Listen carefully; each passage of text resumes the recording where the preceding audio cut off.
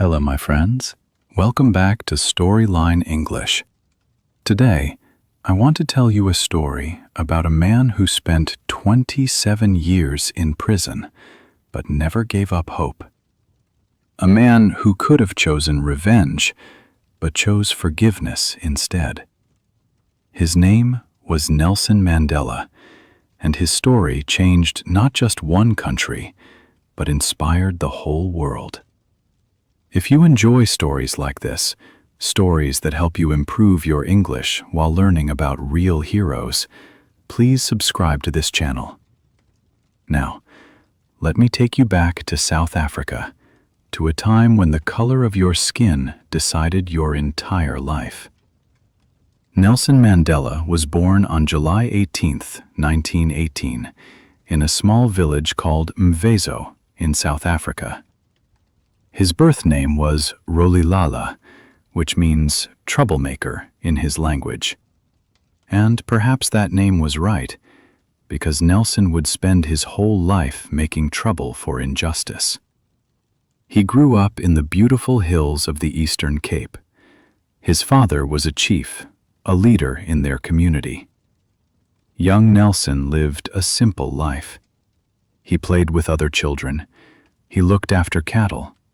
He listened to the elders tell stories around the fire at night. These stories were about African heroes, about brave warriors, about leaders who fought for their people. When Nelson was 9 years old, his father died. This changed everything. A man named Jongintaba, the acting king of the Tembu people, became his guardian. Nelson went to live in the royal household. There, he saw how leaders made decisions. He watched them listen to everyone before they spoke. He learned that a good leader serves the people, not himself. Nelson went to school. He was a good student. He loved learning. At school, a teacher gave him an English name, Nelson. In those days, African children were often given English names at school.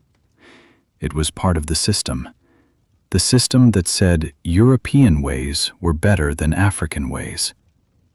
But Nelson was curious. He asked questions. He read books. He wanted to understand the world. And slowly, he began to see that something was very wrong in his country.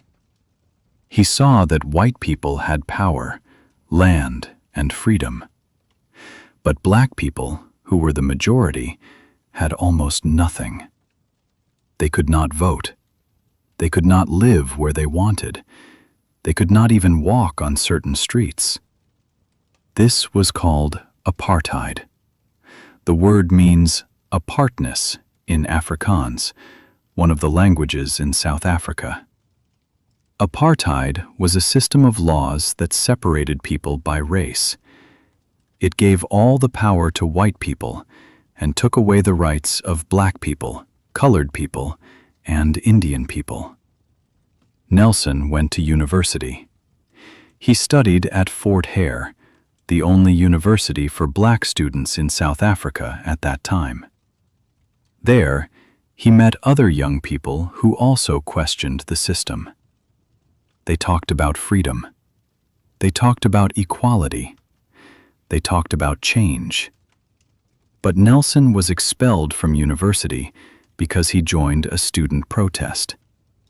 He returned to the royal household, but Jongintaba wanted him to get married to a woman chosen for him. Nelson did not want this. So he made a brave decision.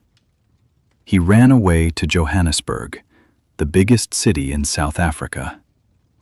In Johannesburg, everything was different.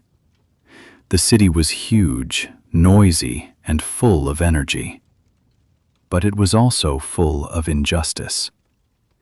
Nelson saw the apartheid system more clearly than ever. He worked different jobs. He finished his university degree by correspondence. Then he began to study law. And this is where Nelson Mandela's real journey began. Because in Johannesburg, he met people who were not just talking about change. They were working for it. They were fighting for it. And Nelson decided to join them. In 1944, when Nelson was 26 years old, he joined the African National Congress, or ANC. This was an organization that fought for the rights of black South Africans. But at that time, the ANC was quite gentle. They wrote letters, they made petitions, they asked the government politely for change. Nelson and some other young members thought this was not enough. They formed the ANC Youth League. They wanted action, not just words. They organized protests, strikes, and campaigns. They wanted to put pressure on the government. Nelson became a lawyer. He opened a law firm with his friend Oliver Tambo. They helped black people who were arrested under apartheid laws. Every day, Nelson saw how the system destroyed people's lives. People were arrested for not carrying the right papers. Families were separated. Communities were destroyed when the government decided that black people could not live in certain areas. In 1948, the situation became worse. A new government came to power. They made apartheid even stronger. They created more laws to separate people. They banned marriages between different races. They created separate schools, separate hospitals, separate beaches, separate entrances to buildings. Everything was separate, and everything for black people was worse. Nelson and the ANC fought back. In 1952, they launched the Defiance Campaign. This was a campaign of nonviolent resistance. Thousands of people deliberately broke apartheid laws. They went to whites-only areas.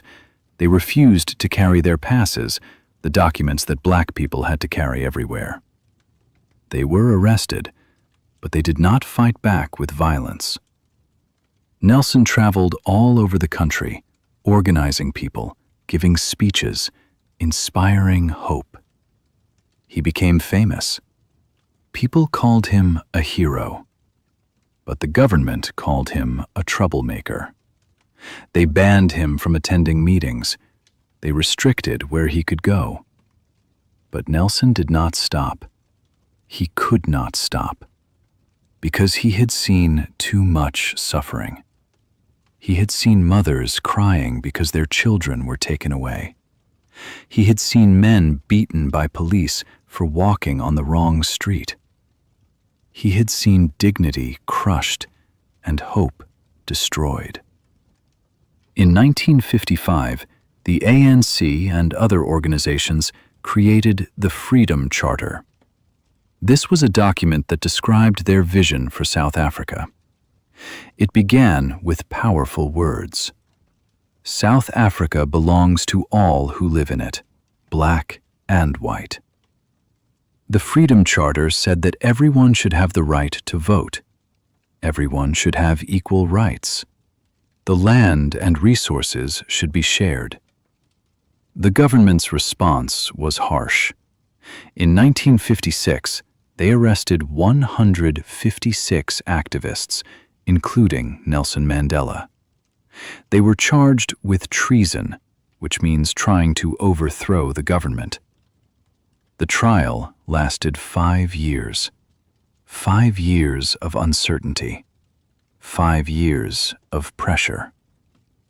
But in the end, all the accused were found not guilty. However, during these years, something terrible happened. In 1960, in a place called Sharpeville, police opened fire on peaceful protesters. They killed 69 people, including women and children. This massacre shocked the world. It also changed Nelson Mandela's thinking. For years, Nelson and the ANC had believed in non-violent resistance. They had followed the example of Mahatma Gandhi. But now, Nelson believed that non-violence alone would not work. The government only understood force. So, in 1961, Nelson helped create Umkhonto we Sizwe, which means Spear of the Nation. This was the armed wing of the ANC. They began to sabotage government buildings and infrastructure. They were careful not to hurt people, only to damage property. They wanted to send a message: we will fight back. Nelson knew this was dangerous. He knew he could be arrested. He knew he could be killed. But he felt he had no choice. He said later, "We chose to start a fight against violence, to use controlled violence against the government's violence." Nelson went underground.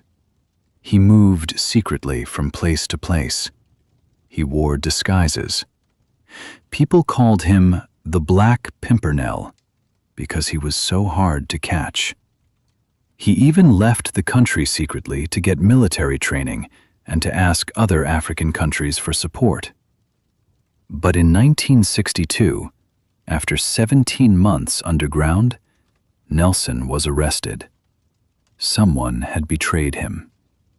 He was charged and sentenced to 5 years in prison. Then, in 1963, while he was already in prison, police raided the secret headquarters of Umkhonto we Sizwe. They found documents, plans, and evidence. Nelson and 7 other leaders were charged with sabotage and conspiracy to overthrow the government.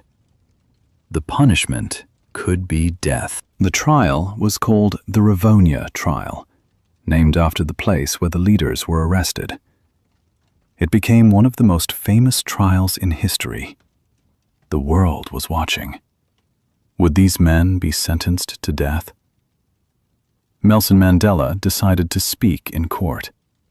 On April 20th, 1964, he gave a speech that lasted more than 4 hours. He explained why they had chosen to fight. He explained the suffering of black people under apartheid. He talked about freedom, dignity, and justice. He ended his speech with these words: "I have fought against white domination, and I have fought against black domination. I have cherished the ideal of a democratic and free society in which all persons live together in harmony and with equal opportunities. It is an ideal which I hope to live for and to achieve. But if needs be, it is an ideal for which I am prepared to die." The courtroom was silent. The world listened. And many people expected that Nelson and the others would be sentenced to death. But they were not. They were sentenced to life imprisonment. On June 13th, 1964, Nelson Mandela was taken to Robben Island, a prison on a small island off the coast of Cape Town. This would be his home for the next 18 years. Robben Island was a harsh place. The prisoners slept on thin mats on the concrete floor. They had one blanket. The food was poor. Black prisoners received even less food than colored prisoners. This was apartheid, even in prison. Every day the prisoners were taken to a limestone quarry. There, they had to break rocks with hammers and dig lime. The work was hard. The sun was bright, and the white lime reflected the light into their eyes. Many prisoners, including Nelson, damaged their eyesight permanently because of this work.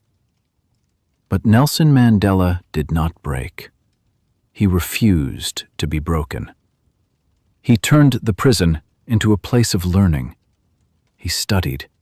He encouraged other prisoners to study. Robben Island became known as Mandela University because so many men learned and grew there. Nelson was calm and dignified. He was respectful, even to the prison guards. He learned Afrikaans, the language of the oppressors, because he believed you must understand your enemy. He spoke to the guards as human beings, and slowly, over the years, some of them began to respect him. Some even began to question apartheid. The authorities tried to break his spirit. They offered him freedom if he would renounce violence. But Nelson always refused. He said he would only accept freedom when all his people were free. Years passed. 1 year, 5 years, 10 years. The world did not forget Nelson Mandela. Around the world, people protested. They demanded his release. They sang songs about him. Artists refused to perform in South Africa. Countries imposed sanctions. Free Nelson Mandela became a global movement. Inside prison, Nelson held on to hope. He was allowed few visitors. He could write and receive only 1 letter every 6 months. Each letter could be only 500 words. He was allowed 1 visitor every 6 months for 30 minutes. Imagine that. 30 minutes with your family, once every 6 months, for 18 years. His wife, Winnie Mandela, was also harassed, arrested, and tortured by the government. His mother died, and he was not allowed to attend her funeral. His eldest son died in a car accident, and again, he was not allowed to go to the funeral. The pain was enormous. But still, Nelson did not give up. He exercised every morning in his cell. He read books. He thought about the future. He thought about the South Africa he wanted to build. And he made a decision. When he was free, he would not seek revenge. He would seek reconciliation. In 1982, after 18 years on Robben Island, Nelson was transferred to Pollsmoor prison on the mainland. Conditions were slightly better. In 1988, he was moved again to Victor Verster prison. There, he had a house in the prison grounds. The government was preparing, slowly, for his release. Because by the late 1980s, apartheid was dying. The economy was struggling because of international sanctions. There were protests and violence inside South Africa every day. The government realized they could not continue. They needed to negotiate. And they needed to negotiate with Nelson Mandela. In 1989, F.W. de Klerk became the president of South Africa. He knew change had to come. He began secret meetings with Nelson Mandela. They talked about the future. They talked about how to avoid a civil war. They talked about how to transition to democracy. And finally, on February 11th, 1990, after 27 years in prison, Nelson Mandela walked free. The world watched as Nelson Mandela walked out of Victor Verster prison. He was 71 years old. He had spent 27 years, almost half his adult life, in prison. But he walked out with his head high, his fist raised, and a smile on his face. Thousands of people were waiting. They cheered, they cried, they sang. Nelson raised his fist and greeted them. He had not seen a crowd like this for almost 3 decades. The world had changed so much. But his mission had not changed. In his first speech as a free man, Nelson made his position clear. He thanked everyone who had fought for his release, but he said the struggle was not over. He said he was a servant of the people, and he would continue to work for freedom until every South African had equal rights. The next 4 years were difficult and dangerous. Nelson and President de Klerk negotiated the end of apartheid. But not everyone wanted peace. Some white extremists wanted to keep apartheid. Some black activists did not trust the negotiations. There was violence. People died. There were massacres. It seemed, sometimes, that South Africa would fall into civil war. But Nelson Mandela kept working for peace. He traveled across the country. He spoke to communities. He calmed tensions. He persuaded people to give peace a chance. He even reached out to his former enemies. He had tea with the widow of Hendrik Verwoerd, the architect of apartheid. He visited the prosecutor who had tried to get him sentenced to death. He showed forgiveness. This was extraordinary. People expected Nelson to be angry. They expected him to want revenge. But Nelson understood something important. He understood that revenge would destroy the country. He said, "If you want to make peace with your enemy, you have to work with your enemy. Then he becomes your partner." In 1993, Nelson Mandela and F.W. de Klerk were awarded the Nobel Peace Prize together. They had worked together to dismantle apartheid peacefully. The apartheid laws were abolished. All South Africans, regardless of race, would have the right to vote. And then came the historic day. April 27th, 1994. For the first time in South African history, everyone could vote. Black people, who were the majority, stood in long lines. Some waited for hours. Many were voting for the first time in their lives. Old people, who had lived their whole lives under oppression, cast their votes with tears in their eyes. It was a peaceful election. The ANC won. And on May 10th, 1994, Nelson Mandela became the first black president of South Africa. In his inauguration speech, he said, "Never, never, and never again shall it be that this beautiful land will again experience the oppression of one by another." President Mandela faced enormous challenges. South Africa was divided. There was poverty, inequality, and trauma from decades of apartheid. How do you heal a nation? How do you build unity when people have so much pain? Nelson created the Truth and Reconciliation Commission. This was a special court where victims of apartheid could tell their stories and perpetrators could confess their crimes. If they told the truth, they could receive amnesty. The goal was not punishment, but truth and healing. It was painful. People heard terrible stories of torture, murder, and suffering. But slowly, the process helped the nation to heal. It was not perfect. Some people felt justice was not served, but it prevented a cycle of revenge and violence. Nelson Mandela served one term as president, from 1994 to 1999. He could have stayed longer. People loved him. But he chose to step down. He wanted to show that democracy was about institutions, not individuals. He wanted to set an example of peaceful transfer of power.